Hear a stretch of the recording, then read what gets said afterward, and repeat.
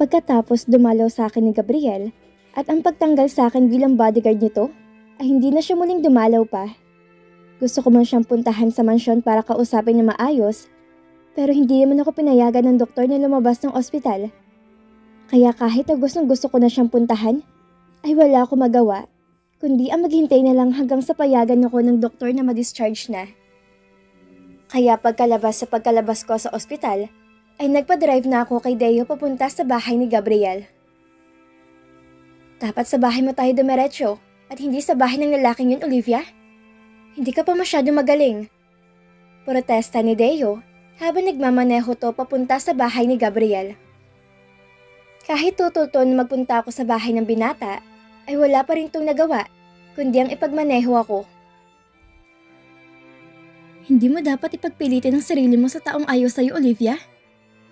Nakasimangot na sabi pa nito.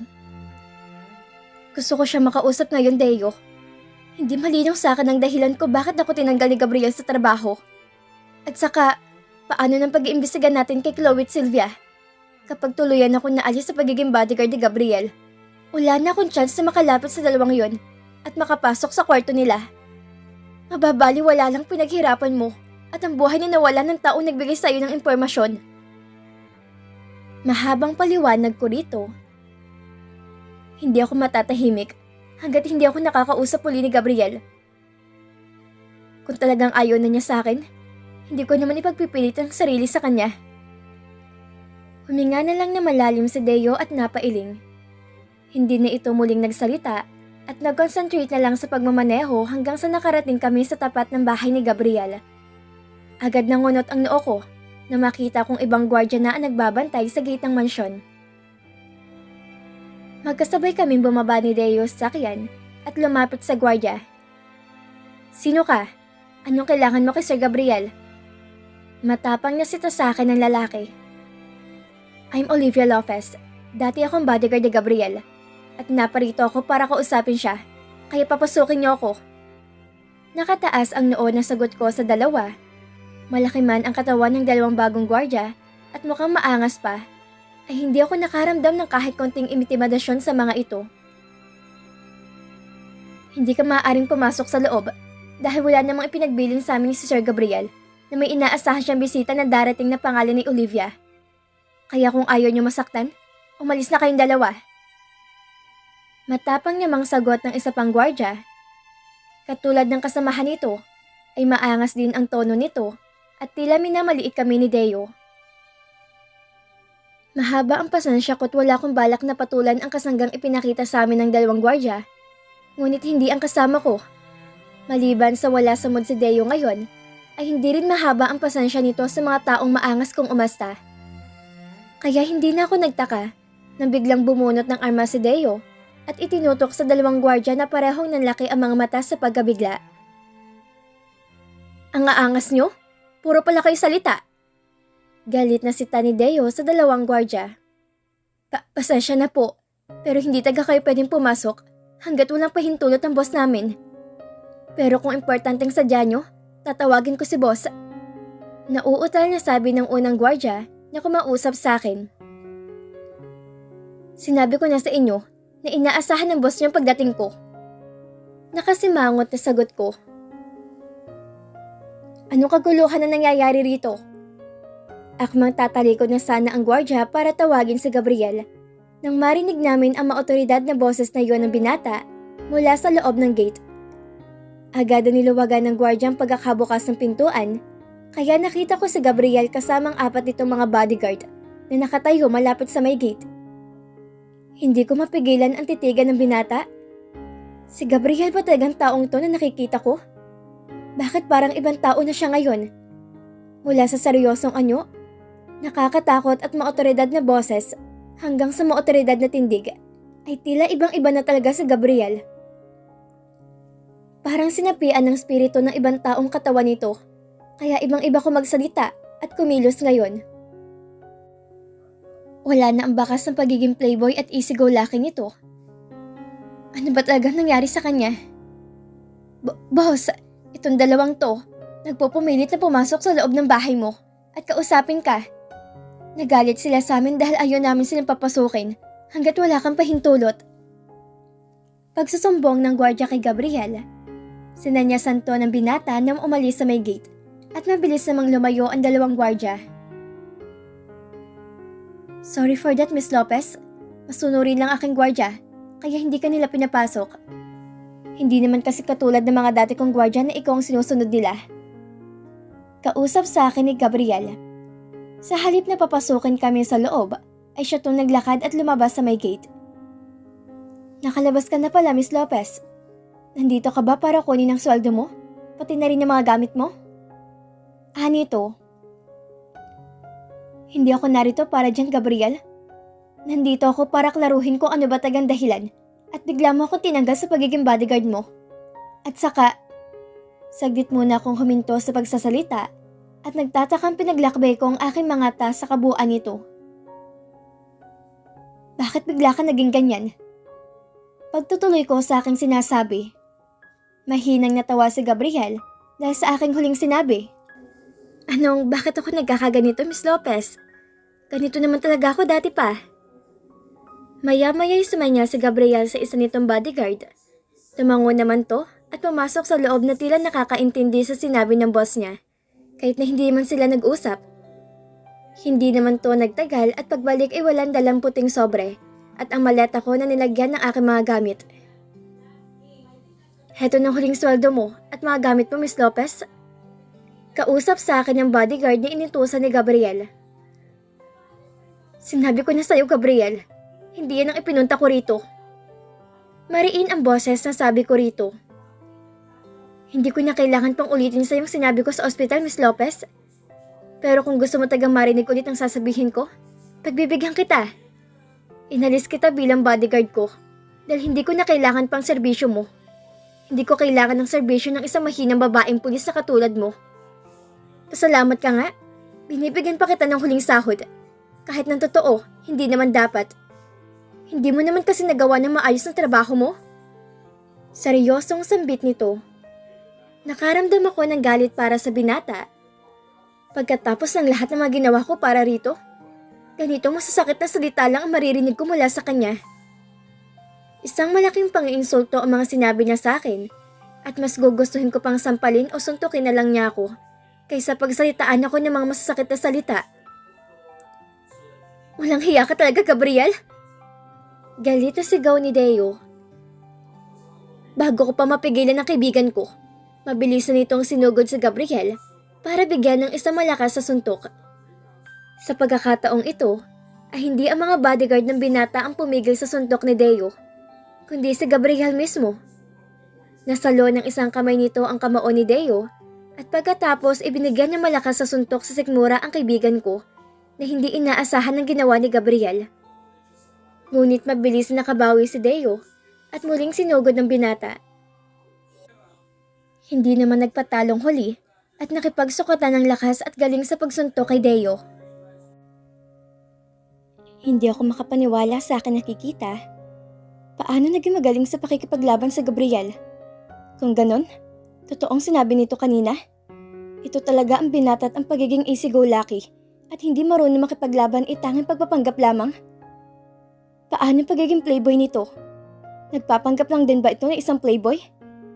Bigla ko natigilan habang pinagmasdan ko si Gabriel na nakikipaglaban kay Deo. Familiar sa akin ang mga galaw nito.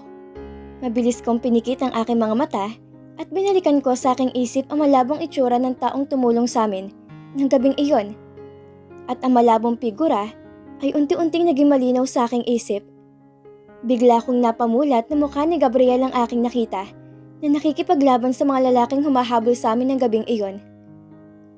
Kung ganon, ay walang taong tumulong sa amin dahil si Gabriel mismong taong yon. At ngayon lang din naging malinaw sa akin kung bakit familiar ang mukha ng kanyang mga bagong bodyguard. Dahil sil pa lang ilang beses ko nakita na madalas nakatingin sa binata sa may bar at maging sa restaurant. Yung mga taong iniisip ko nakalaban ni Gabriel at nagtatangkang pumaslang rito. Mga lihim na bodyguard pala niya mga to. At kung tamang hinala ko, sila rin ang grupo ng mga lalaking tumulong sa amin na makipagpalitan ng putok sa mga kalaban sa may basement parking ng isang mall. Bakit to ginawa ni Gabriel? Bakit pinaikot niyo kaming lahat? Bakit pinagmukha niya ako mulala? Sa huli, nakaramdam ako ng galit kay Gabriel. Ilang beses nalagay sa panganib ang buhay ko dahil sa pagliligtas rito. Pero yun pala naman, kaya naman pala nitong ipagtanggol ang sarili nito. Ang galing talaga.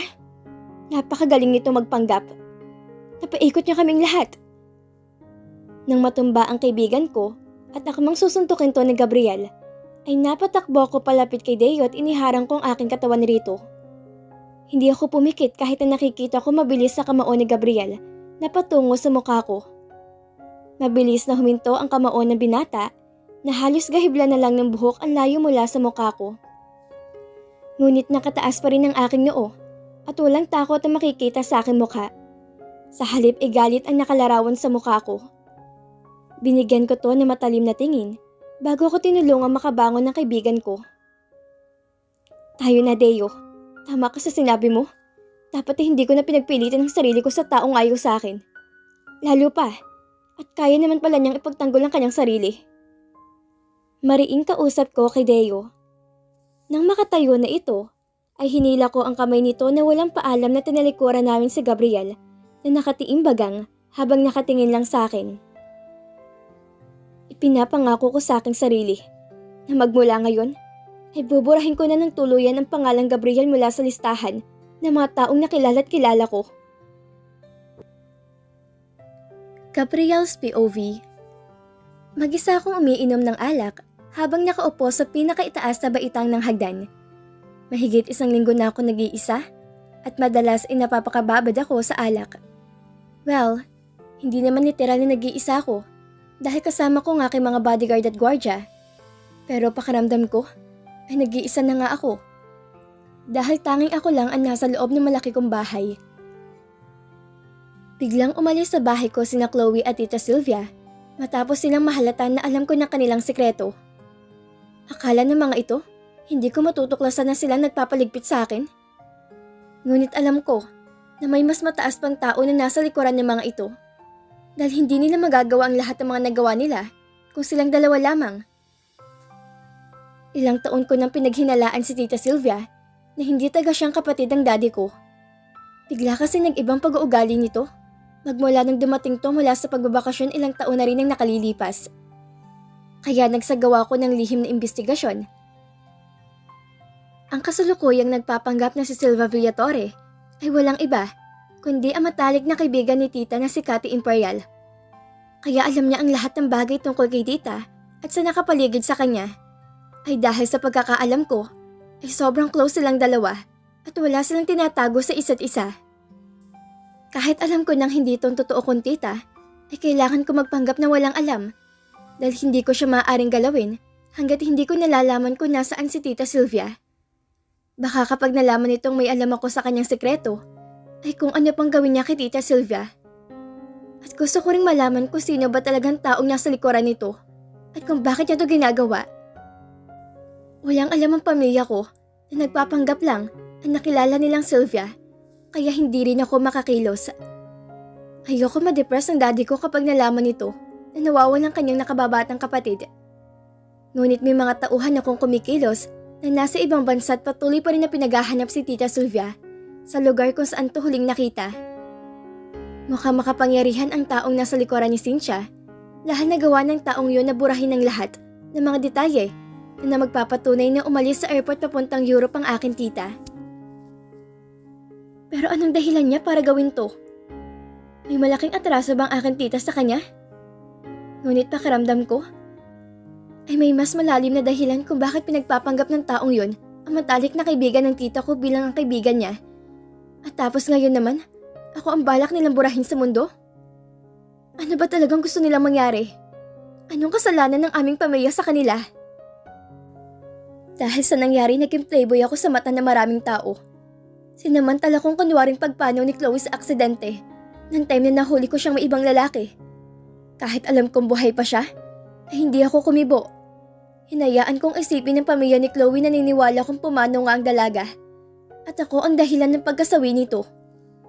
Sinamantala kong sitwasyon para magpanggap na playboy nang hindi mahalata ng taong nasa likuran ng pagkawala ni tita at ng pagpapanggap ni Cathy bilang si Tita Sylvia para isipin nila na wala akong inaatupag, kundi amang babae. Hindi may isip ng taong yun na lihim akong gumagawa ng paraan para mahanap si Tita Sylvia. Kahit na nawawalan na ako ng pag-asa na makikita siyang buhay. Masyadong malapit sa akin si Tita Sylvia dahil siyang halos nagpalaki sa akin dahil masyadong busy noon ng aking mga magulang sa kanilang mga negosyo at sa political career ni Daddy. Kaya nang sa akin ipinamana ni Lolo ang kalahat ng kanyang kayamanan, ay bumili ako ng sarili kong bahay at saka bumukod. Sumama sa akin si Tita Sylvia sa bago kong bahay. Isa pa sa dahilan ko bakit ginusto ko maging playboy sa mata ng mga tao ay para maiwasan ko magkaroon ng seryosong karelasyon. Ayoko kasing madamay ang magiging girlfriend ko sa gulo ng buhay ko. Nag-aalala ko na kapag nakita nila na may pinapahalagahan akong ibang tao, maliban sa pamilya ko, ay gawa nila na masama ang taong yon. Ngunit nasira ang aking plano at pagpapanggap na maging bodyguard ko si Olivia.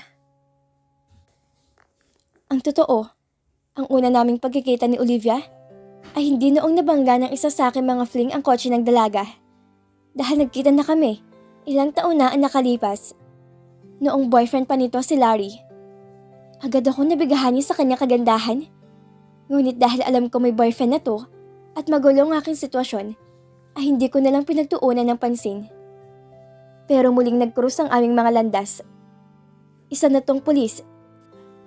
At higit sa lahat, ay hate nito mga katulad kong playboy. Kaya palagi ko tong tinakasan para magkaroon ako ng chance na alisin siya bilang bodyguard ko. Dahil ayoko malagay palagi sa peligro ang buhay niya nang dahil sa akin. Sa kami mga bodyguard ako nagbabantay sa akin ng palihim at kaya ko ring ipagtanggol ang aking sarili. Dahil lihim ako nag-aral ng iba't ibang self-defense mula na matuklasan kong bilang babae ang kasama ko sa bahay at hindi ang tita ko. Itinago ko lang ang kakayahan ko dahil ayoko maging alertong kalaban. Mas mabuting isipin nila na isa akong duwag at walang alam kundi ang pambabae lamang. Pero matapang sa Olivia at hindi basta-basta sumusuko. Mas lalong hindi ko napigilan ng aking sarili na muling mahulog sa kanya. Gusto ko na palagi ko siyang nakikita. At kapag tuluyang umalis siya bilang bodyguard ko, ay wala na akong pagkakataon na makita at makasama siya nang hindi nahalata ng mga kalaban ko na mahalaga siya sa akin. Kaya hinayaan ko na lang siyang manatili sa akin tabi at protektahan ako. Ngunit hindi ko pala kaya na palagi ko nakikita na nalalagay ang buhay nito sa panganib nang dahil sa akin. Kaya nang ma-ospital to, ay sinamantala kong sitwasyon para maalis to sa trabaho. Gusto kong isipin ng mga kalaban ko na hindi mahalaga sa akin sa Olivia, kaya naging harsh ako sa kanya. Alam ko naman kasi na may mga mata sa paligid na lihim na nagmamasid sa bawat galaw ko. Natigil lang ang pag-iisip ko nang biglang may magsalita sa likuran ko. Sabi ko na nga ba, umiinom ka na naman, Gabriel. Sambit na matalik kong kaibigan na si Lincoln. Tanging si Lincoln lang ang nakakaalam ng lahat ng aking mga sikreto. Dahil maliban sa 4 kong bodyguards, ay ito ang mas pinagkakatiwalaan kong tao. Nandito ka pala. Halika, samahan mo ko. Aya ko sa kanya. Napailing si Lincoln at naglakad paakyat sa hagdan. Kung ganyan ka palagi, ay mas mabuting sabihin mo na kay Olivia ang totoo. Pinapahirapan mo lang sarili mo? Komento nito nang tuluyang makalapit sa akin. Umupo to sa tabi ko at inagaw ang bote ng alak na hawak pagkatapos itinungga ang laman. Hindi pa pwede pare. Ayoko malagay muli sa panganib ang buhay ni Olivia nang dahil sa akin. Kaya niyang sarili niya, Gabriel. At kahit hindi mo siya bodyguard, ay malalagay pa rin siya sa panganib ang buhay ni Olivia dahil isa siyang pulis. Ano bang iniisip mo? Iniisip mo ba na mananatili si Olivia sa bahay niya pagkatapos mo siyang tanggalin bilang bodyguard mo? Hindi, Gabriel. Isa siyang pulis. Kaya natural lang na babalik siya sa kanyang tungkulin ngayong wala na siyang trabaho sa'yo. At alam mo kung gaano kapanganib ang trabaho ni Olivia bilang pulis, lalo pa at nasa narcotic team siya. At least bilang bodyguard mo, ay palihim mo siya mapoprotektahan gaya ng palagi mong ginagawa. Mahabang sermon sa akin ni Lincoln. Kababalik lamang nito mula sa bansa kung saan nawala si Tita Sylvia dahil tumutulong to sa paghahanap. Umiling lang ako bilang tugon sa sinabi ng kaibigan ko. May point ito. Pero ano magagawa ko? Naalis ko na si Olivia bilang bodyguard ko. At tiyak na isinusumpa niya ako ngayon dahil sa mga masasakit na mga salitang sinabi ko sa kanya. By the way, Gabriel, kamusta ng dalawang babae nagpapanggap sa bahay mo? Nahanap mo na ba sila? Muli akong umiling. Hindi pa. Nakatunog ang dalawa na alam ko ng sekreto nila, kaya sabay na lumayas. Pinapahanap ko sila sa mga tauhan ko, pero wala pa silang balita tungkol sa dalawa. Nalaman ko na magkasabwat sina Chloe at ang aking pekeng tita dahil naabutan ko sila nag-uusap sa kusina 3 araw matapos manatili sa bahay ko si Chloe. Nagpanggap na lang akong walang narinig at nakipag-usap sa kanila ng normal. Si Chloe ang lihim na naglagay ng lason sa ginawang dessert ni Olivia. Palihim tong pumuslit at nagtungo sa kusina para lagyan ng lason ng dessert habang nasa loob ako ng banyo. Ang hindi nito alam ay nakita ko siya nagmamadaling lumabas sa kwarto ko at nagtungo sa kusina. Kaya sinundan ko to. Bala ko sanang palihim na itapon na lang ang dessert para walang mabiktima. Pero naunahan ako ni Olivia sa pagkuha niyon at ibinigay sa mga gwardiya. Ang naisip ko ay kung alam ba ni Tito Carlo na ama ni Chloe ang mga ginagawa na kanya nag-iisang anak na babae. Muntik ko na makalimutang sabihin ng sadya ko, kaya ako naparito. Puto ni Lincoln sa akin. May kinuha tong invitation card sa suot itong jacket at iniabot sa akin. Ano to? Nakakunot ang noon na tanong ko rito. Tingnan mo para malaman mo. Tinatamad na binuksan ko ang invitation card na ibinigay nito sa akin. Invitation para sa birthday party ni Tito Carlo? Walang iba. Don't tell me na hindi ka pupunta. This is your chance para makausap si Chloe at makakuha ng lead sa kanya. Malay mo, makakuha ka ng clue sa kanya sa kinaroroonan ng tita mo. Sigurado naman kasi, naaatandyan ang babaeng yon dahil birthday ng daddy niya. Pareho nating alam na masyadong close sa isa't isang dalawang yan. Pwede ka rin manghuli dyan kung wala ngang alam si Senator Carlo tungkol sa masamang ginagawa na kanyang anak.